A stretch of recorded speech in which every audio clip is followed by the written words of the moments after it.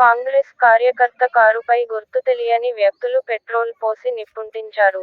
Car పూర్తిగా దగ్ధం. పోలీసులు విచారణ వేగవంతం. At news, Miryalaguda. Reporter Ulavapuri Rajesh.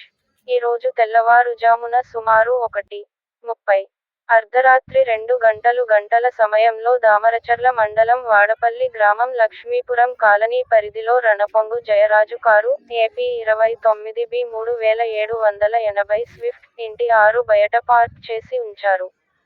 ఇదే అదునుగా భావించి గుర్తు తెలియని వ్యక్తులు కారుపై పెట్రోల్ పోసి నిప్పంటించారు. కారు పూర్తిగా దగ్ధమైంది.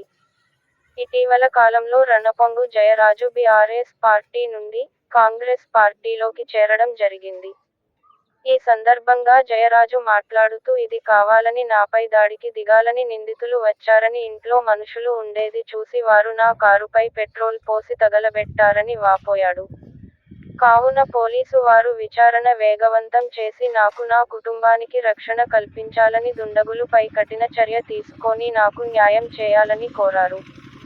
అదేవిధంగా స్థానిక కాంగ్రెస్ లీడర్ మాజీ సర్పంచ్ ఎల్వి సత్యనారాయణ మాట్లాడుతూ నిందితులపై కఠిన చర్యలు తీసుకోవాలని, విచారణ వేగవంతం చేయాలని, ఇలాంటి సంఘటనలు కాంగ్రెస్ కార్యకర్తలపై భవిష్యత్తులో జరగకుండా పోలీసు వారు తగిన చర్యలు చేపట్టాలని వారు మాట్లాడారు. ఈ విషయమై స్థానిక పోలీసులు విచారణ వేగవంతం చేశారు.